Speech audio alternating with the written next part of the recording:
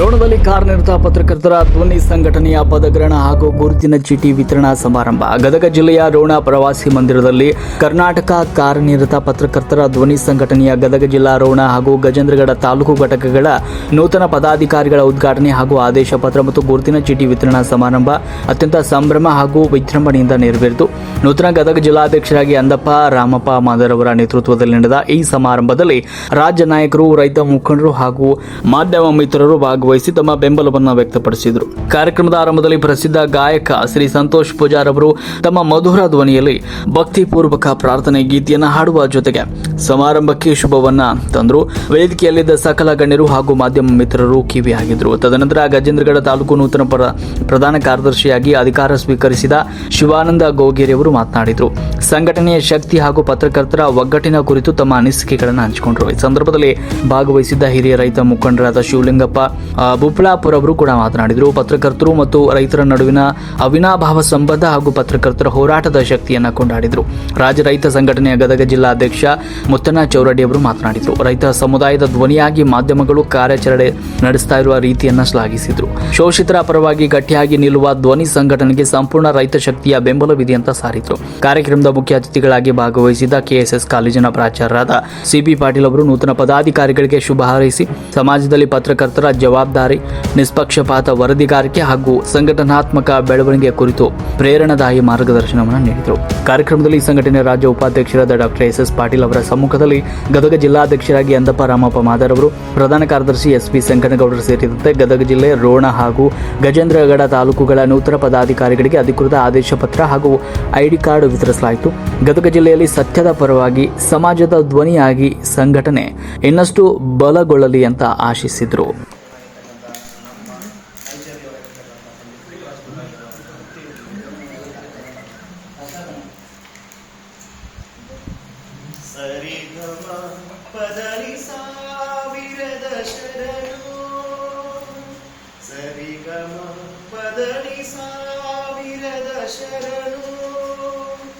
ಗಾನಯೋಗಿ ಗುರುವೇ ನೀನ ಕಲ್ಪತರುವೇ, ಸುಪ್ರಭಾತ ನಿನಗೆ, ಸುಪ್ರಭಾತ ನಿನಗೆ.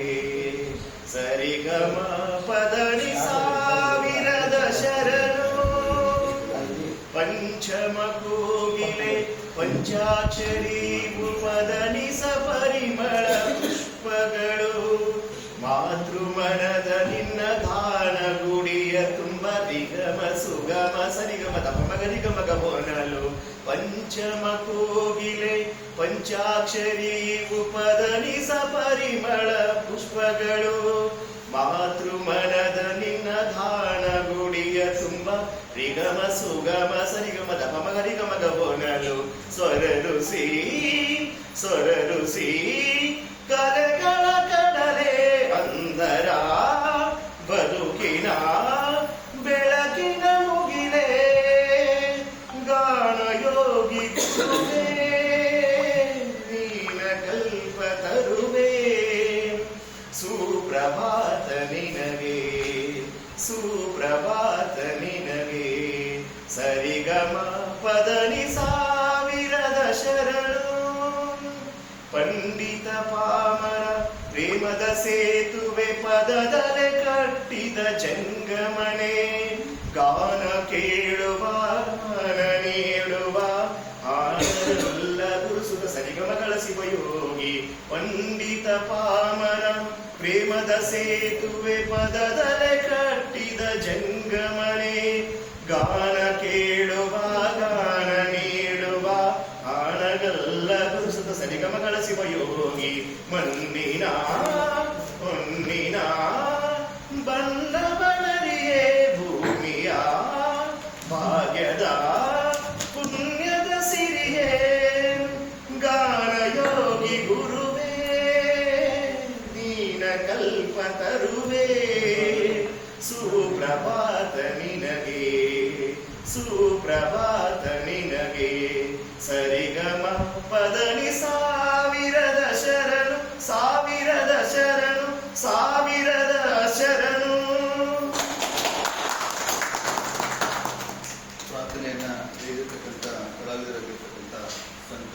ಅವರಿಗೆ ತುಂಬ ಹೃದಯದ ಧನ್ಯವಾದಗಳು. ಈಗ ಈ ಕಾರ್ಯಕ್ರಮದ ಇನ್ನೋರ್ವ ಅತಿಥಿಯಾಗಿರ್ತಕ್ಕಂಥ ಶಿವಲಿಂಗಪ್ಪ ಗೋಪ್ಲಾಪುರ್ ಈ ಒಂದು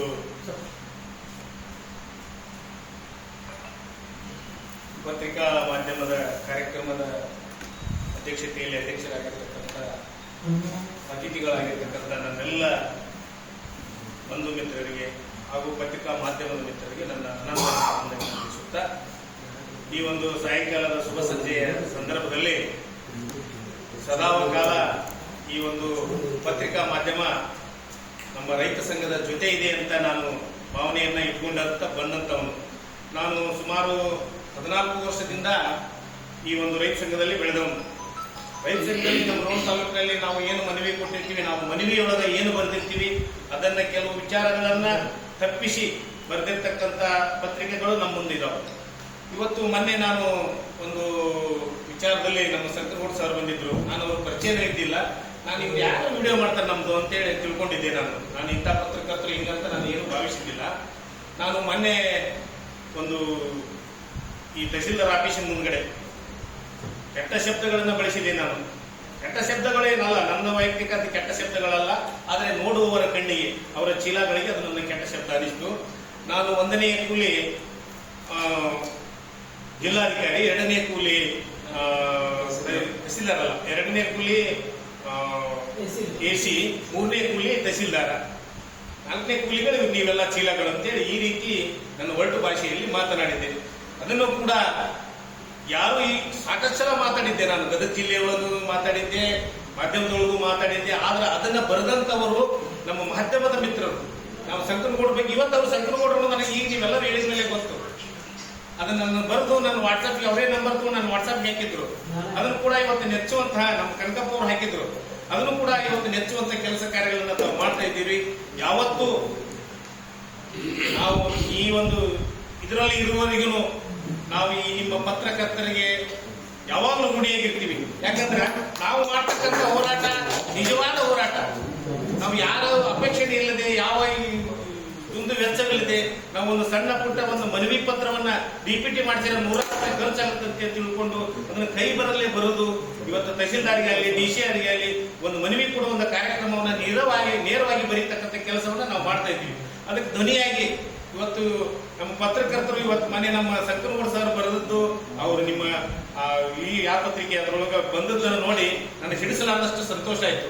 ಯಾವತ್ತೂ ನಾನು ಈ ನಿಮ್ಮ ಪತ್ರಕರ್ತರ ಸಂಘಕ್ಕೆ ಯಾವಾಗಲೂ ಋಣಿಯಾಗಿರ್ತೀನಿ. ಅದರಲ್ಲಿ ನಾನು ಒಬ್ಬ ಸಾಮಾನ್ಯ ಮನುಷ್ಯನಾಗಿ ತಾವು ಏನು ತಮ್ಮ ಅನಿಸಿಕೆ, ಅಭಿಪ್ರಾಯಗಳು, ತಮ್ಮ ಕುಂದುಕೊರತೆಗಳು, ತಮಗೆ ಲಾಭ ನಷ್ಟ, ಈ ಕೆಲವು ವಿಚಾರಗಳನ್ನ ದುಷ್ಟರು ನಮ್ಮ ಬೆಂಬಲಾಗಿರ್ತ ನಿಮ್ಮನ್ನ ಎಲ್ಲರೂ ತುಳಿಯಕ್ಕೆ ಪ್ರಯತ್ನ ಮಾಡುವಂತ ವಿಚಾರ ಕೂಡ ಬಂದಾಗ ನಮ್ಮ ಗಮನಕ್ಕೂ ತುಂಬರಿ. ನಿಮಗೆ ಬಂದಂತ ಪಾಲನೆಗೆ ನಾವು ಸದಾ ಭಾಗಿಯಾಗ್ತೀವಿ ಅನ್ನುವಂಥ ವಿಚಾರವನ್ನು ಹೇಳಿ ನಿಮಗೆ ಮಾತನಾಡಲಿಕ್ಕೆ ಅವಕಾಶ ಕೊಟ್ಟಿರ್ತಕ್ಕಂಥ ತಮ್ಮೆಲ್ಲರಿಗೂ ವಂದಿಸಿ ನನ್ನ ಮಾತಿಗೆ ವಿರಾಮ ಬೇಕಿದೆ.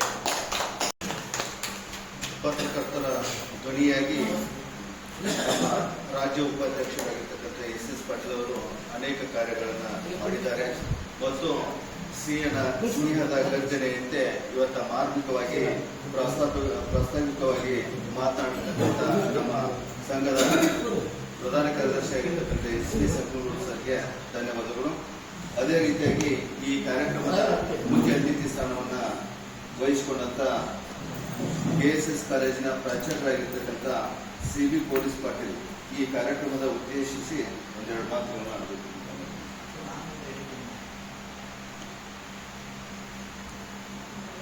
ಹುಲ್ಲಾಗು ಘಟ್ಟದಲ್ಲಿ ಮನೆಗೆ ಮಲ್ಲಿಗೆ ಆಗುವುದು, ಕಲ್ಲಾಗು ಕಷ್ಟಗಳ ಮಳೆ ಬಿಸಿರಿಯೇ ಬೆಲ್ಲ ಸಕ್ಕರೆಯಾಗುವ ದೀನ ದುರ್ಬಲರಿಗೆ ಎಂದು ಹೇಳ್ತಾ ಇವತ್ತಿನ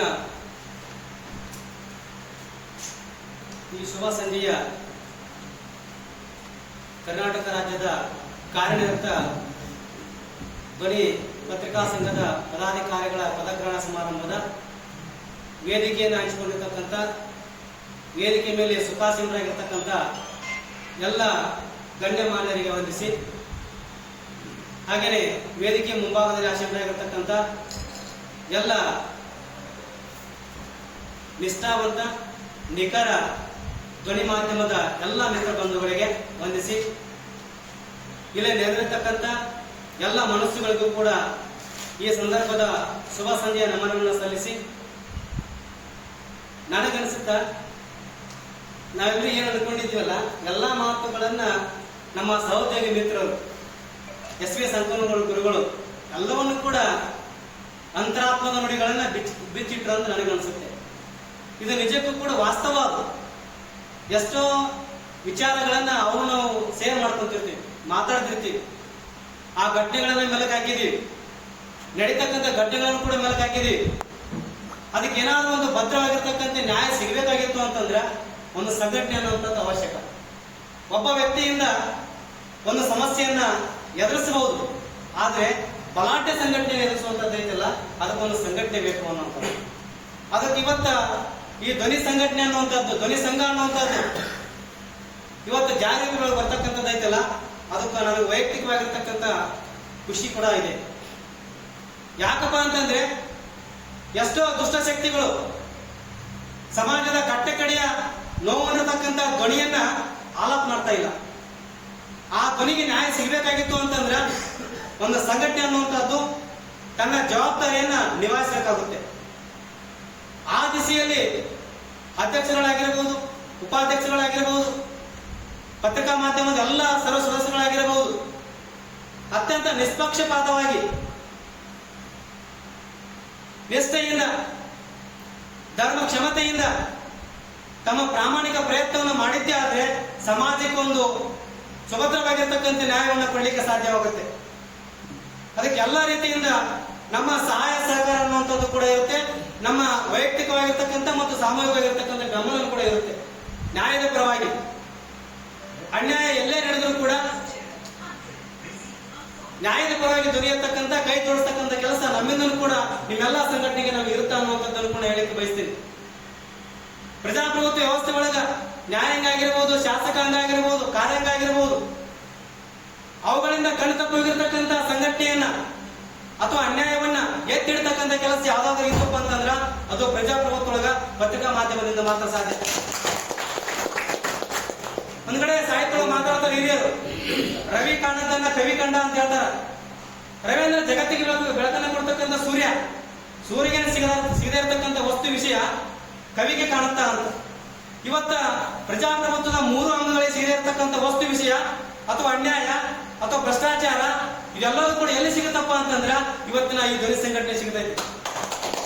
ಅಂತ ಒಂದು ಸಂಘಟನೆ ಇವತ್ತ ಒಂದು ಬಲಿಷ್ಠವಾಗಿ ಬೆಳೆಯಲಿಕ್ಕೆ ಬಂದಿತ್ತಪ್ಪ ಅಂತಂದ್ರ ಅದು ನಮ್ಮ ತಾಲೂಕೊಳಗ ನಿಜಕ್ಕೂ ಕೂಡ ನಮ್ಮ ತಾಲೂಕೊಳಗ ನ್ಯಾಯಕ್ಕೆ ಬೆಲೆ ಸಿಗಾಕೊಂಡೈತಿ ಅಂತ ನನಗೆ ವೈಯಕ್ತಿಕವಾಗಿ ಅನ್ಸಾಕೊಂಡೈತಿ. ಹಾಗಾಗಿ ಇಷ್ಟೆಲ್ಲ ಪತ್ರಿಕಾ ಮಾಧ್ಯಮವನ್ನು ನೋಡಿದ ನಂತರ, ಎಲ್ಲ ಬಳಗವನ್ನ ನೋಡಿದ ನಂತರ, ಎಲ್ಲ ಚಿರಪರಿಚಿತರ ಸಾಕಷ್ಟು ಜನ ಇರೋದ್ರಿಂದ ನನಗೊಂಥರ ಏನ್ ಅನ್ಸುತ್ತಪ್ಪ ಅಂತಂದ್ರ ನಿಜಕ್ಕೂ ಕೂಡ ನ್ಯಾಯದ ಮಡಿಯೊಳಗ ನಾನು ಬಂದಿನಲ್ಲ ಅನಿಸ್ತು. ನ್ಯಾಯದ ಮಡಿಯೊಳಗ ನಾನು ಇವತ್ತು ಬಂದಿನಲ್ಲ ಅಂತ ಅನಿಸ್ತು. ಆದ್ರೆ ನಿಜಕ್ಕೂ ಕೂಡ ಸಮಾಜದೊಳಗ ಎಷ್ಟೋ ಅನ್ಯಾಯಗಳು ನಡೀತಾ ಇದಾವೆ, ಎಷ್ಟೋ ಭ್ರಷ್ಟಾಚಾರ ನಡೀತಾ ಇದಾವೆ. ನೋಡಂಗ ಎಷ್ಟೋ ಜನ ನಡ್ಕೊಂಡಿನ ನಾವು ಸುಮ್ಮನ ನಡೆದಾಕೊಂಡಿದೀವಿ, ಕಣ್ಣು ಮುಚ್ಕೊಂಡಿದೀವಿ. ಆದ್ರ ಆ ಅನ್ಯಾಯಕ್ಕ ನಾವು ಎಂದೂ ಕೂಡ ಕೈ ಜೋಡಿಸಬಾರ್ದು, ಅದರ ಮೋರಿಯನ್ನ ತೊಳಿಬಾರ್ದು. ನ್ಯಾಯಕ್ಕೆ ಕೈ ಜೋಡಿಸಿ ನ್ಯಾಯದ ಪರವಾಗಿ ಎಂತ ನಿಕೃಷ್ಟ ಮತ್ತು ಧ್ವನಿ ಬಿದ್ದಿರ್ತಕ್ಕಂಥ ಅಥವಾ ಎಲ್ಲ ಅವಕಾಶಗಳನ್ನ ವಂಚಿತರಾಗಿರ್ತಕ್ಕಂಥ ಜನತೆಯ ಪರವಾಗಿ ನಿಂತ್ಕೊಂಡ್ರ, ಅನ್ಯಾಯದ ಪರವಾಗಿ ನಾವು ಕೈ ಜೋಡಿಸಿದ್ರ ಎಂದೂ ಕೂಡ ಅದು ನಾವು ಆ ಗುರಿಯನ್ನ ತಲುಪಲಿಕ್ಕೆ ಸಾಧ್ಯವಾಗೋದಿಲ್ಲ. ಆ ದಿಶೆ ಒಳಗ ನನ್ನನ್ನು ಕೂಡ ಇಂತೆಲ್ಲ ಹಿರಿಯರ ಮಧ್ಯದೊಳಗ ಕರೆದು ಒಂದು ಗೌರವ ಸಮರ್ಪಣೆಯನ್ನ ಕೊಟ್ಟು 4 ಮಾತುಗಳನ್ನ ಮಾತನಾಡಲಿಕ್ಕೆ ಅವಕಾಶ ಮಾಡಿಕೊಂಡಿರ್ತಕ್ಕಂಥ ಎಲ್ಲ ಹಿರಿಯ ಮನಸ್ಸುಗಳಿಗೂ, ಕಿರಿಯ ಮನಸ್ಸುಗಳಿಗೂ, ವಿದ್ಯಾರ್ಥಿ ಮಿತ್ರರಿಗೂ ಅವನ್ನೆಲ್ಲ ಸಹೋದ್ಯೋಗಿಗಳು ಕೂಡ ವಂದಿಸಿ ನನ್ನ ಮಾತಿಗೆ ಹೇಳಲು ಕೊಡುತ್ತೇನೆ. ಧನ್ಯವಾದಗಳು.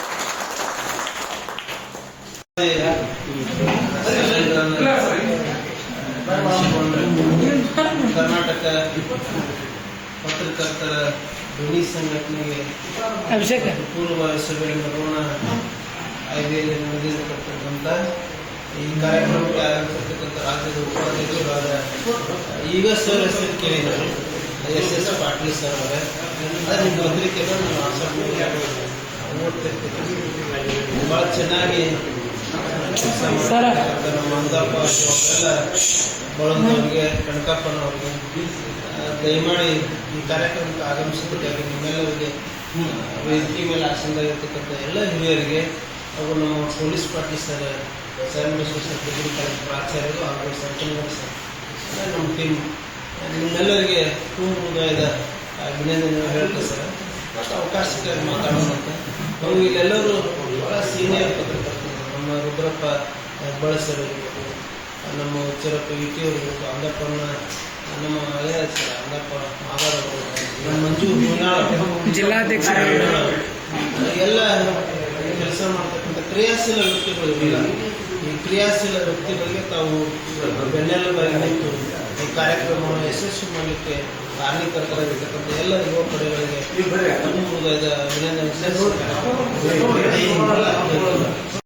ಯಾಕಂದ್ರೆ ಅವ್ರು 50 ವರ್ಷ ಅಲ್ಲಿ ಯಾರು ಬರಕ್ಕೆ ಆಸ್ಪದ ಇರಲಿಲ್ಲ. ಅಲ್ಲಿ ಪಾಟೀಲ್ ಪುಟ್ಟಪ್ಪನವ್ರಂದ್ರೆ ಆ ಶಾಸಕರು ಇರ್ಬೋದು, ಆ ಭಾಗದ MLA ಇರ್ಬೋದು, ಮಂತ್ರಿ ಇರ್ಬೋದು, ಪುಟ್ಟಪ್ಪನವ್ರು ಬಿಟ್ಟಿರ್ಬೋದು. ನಮ್ಗೆ ಯಾಕೆ ಅಂದ್ರೆ ಅವ್ರಿಗೆ ಅಷ್ಟು ಸಪೋರ್ಟ್ ಇದ್ರು, ಅವ್ರಿಗೆ ಅಷ್ಟು ಭಯ ಪಡ್ತಾ ಇದ್ವಿ ಕೂಡ.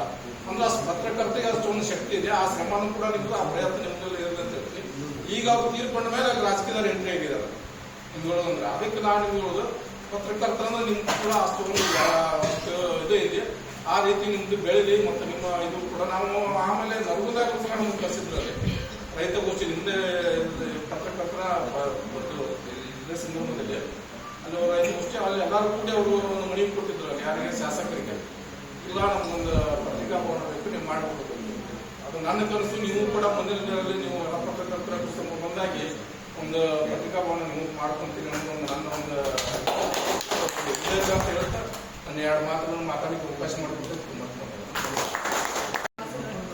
ಎಲ್ಲ ಗಣ್ಯಮಾನ್ಯರಿಗೆ ಇಲ್ಲಿ ನೆರೆದಿರ್ತಕ್ಕಂಥ ಎಲ್ಲ ಪತ್ರಕರ್ತ ಬಾಂಧವರಿಗೆ ಈ ಶುಭ ಸಂಜೆಯನ್ನು ಹೇಳ್ತಾ ಈಗ ಎಲ್ಲರೂ ಕಾಯ್ತಿರುವಂಥ ಪದಗ್ರಹಣ ಕಾರ್ಯಕ್ರಮವನ್ನ ನಡೆಸ್ಕೊಡ್ತಾ ಇದ್ವಿ. ಮೊದಲಿಗೆ ಗದಗ ಜಿಲ್ಲಾ ಗೌರವಾಧ್ಯಕ್ಷರಾಗಿ ಅಂದಪ್ಪ ರಾಮಪ್ಪ ಮಾದಾರ್ ಇವರನ್ನ ನೇಮಕ ಮಾಡಿದ್ವಿ.